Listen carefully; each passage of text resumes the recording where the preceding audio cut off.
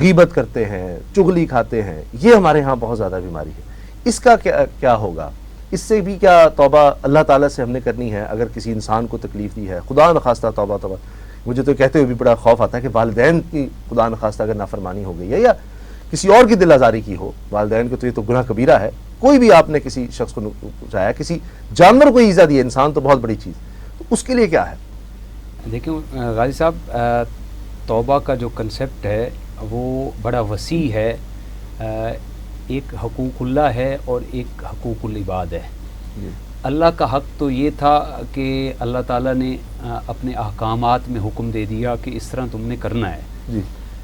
اس نے اس کے اندر کمی کوتاہی کی، تاہم وہ گناہ کا مستحق ٹھہرا.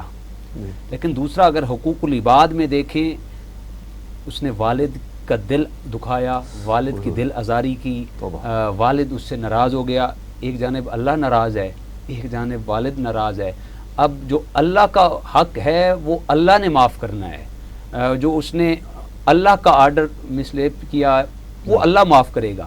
جب تک والد معاف نہیں کرے گا، یہاں تک حضور علیہ السلام نے حدیث پاک میں ارشاد فرمایا، رضا اللہ وفی رضا الوالدین، سخط اللہ وفی سخط الوالدین، کہ جس پہ والدین راضی ہیں اس پہ اللہ بھی راضی ہے.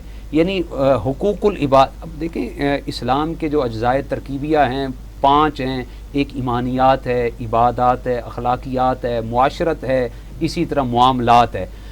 اگرچہ ایمانیات کو فوقیت ہمارے ہاں دیکھنے میں ملتی، لیکن میں سمجھتا ہوں ان چاروں میں سے زیادہ تر جس کو فوقیت حاصل ہے وہ معاشرت پہ ہے.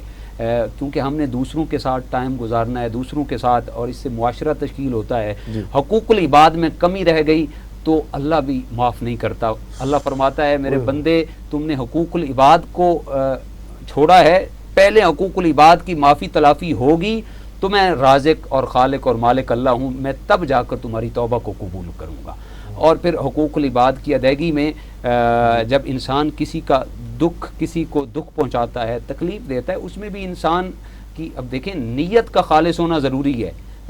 اگر وہ کسی کو دکھ پہنچاتا ہے، کسی کو تکلیف دیتا ہے، اس کے لیے دیکھا جائے گا آیا وہ اپنی طبیعت کے مطابق کر رہا ہے یا احکام خداوندی اور رسول خدا صلی اللہ علیہ وسلم کے فرمان کے مطابق کر رہا ہے. اگر وہ اپنی طبیعت کے مطابق کر رہا ہے تو اس کا معافی مانگنا ضروری ہے، تب جا کر اللہ کے حضور توبہ کرے.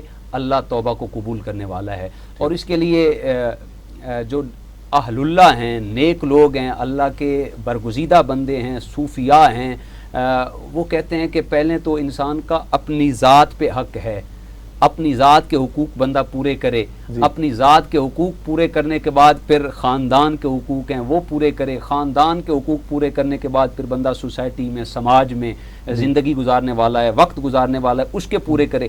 تب جا کر بندہ اس قابل ہوتا ہے کہ جب وہ بندہ اللہ کے حضور توبہ کرتا ہے تو اللہ اس پہ اتنا خوش ہوتا ہے، ایسی بخشش عطا فرمائے. حضرت سری سختی رضی اللہ تعالیٰ عنہ بہت بڑا نام ہے. یہ حضرت سیدنا جنید بغدادی کے ماموں تھے اور آپ کے پیر و مرشد بھی تھے. ایک دفعہ جا رہے تھے تو راستے میں دیکھا کہ لوگوں کا ایک ہجوم لگا ہوا ہے. تو آپ نے پوچھا جنید جاؤ دیکھو یہاں پہ کیا ہو رہا ہے. حضرت جنید بغدادی دیکھنے گئے تو دیکھا کہ ایک شخص ہے جو شراب کی مدہوشی میں ہے اور اول فول زبان سے ادا کر رہا ہے. تو انہوں نے آ کر واپس اپنے شیخ حضرت سری سختی کو وہ واقعہ سنایا. حضرت سری سختی چھڑی ہاتھ میں لے کر آپ اس عوام کے جمع غفیر تک پہنچے. یہ حقوق العباد کی ادائیگی بھی ہو رہی ہے. اس سے دیکھیں اللہ خوش کتنا ہوتا ہے اور اللہ بخشش کے دروازے کیسے کھولتا ہے. حضرت سری سختی نے لوگوں کو سائڈ پہ کیا اور کہا تمہارا یہاں پہ کیا کام، سائڈ پہ چلے جائیں. آپ نے دیکھا کہ اس کا جو منہ تھا وہ شراب سے لت پت تھا، شراب کی سمیل آ رہی تھی. آپ نے حضرت جنید بغدادی کو حکم دیا جاؤ پانی کا پیالہ لے کے آؤ. پانی لایا گیا تو آپ نے کہا کہ اس کا منہ آپ نے دھویا. منہ دھونے کے بعد آپ نے فرمایا کم از کم لوگ دیکھ کر اس کے گواہ تو نہ بنے اس کی بدی کے. اگر لوگ دیکھیں گے تو کہیں گے کہ یہ تو شرابی ہے، شراب پینے والا ہے. یہ حقوق العباد کی ادائیگی میں دیکھیں انسان کو پھر توبہ اور بخشش کا معاملہ آتا ہے. تو آپ نے کہا کہ زیادہ سے زیادہ لوگ اس کے گواہ نہ بن سکے، اس لیے آپ نے منہ دھویا. منہ دھونے کے بعد آپ نے اللہ کی بارگاہ میں عرض کی مالک لم یزل، جہاں تک میرا کام تھا وہ میں نے کر لیا، اب آگے کا معاملہ تیرے سپرد ہے۔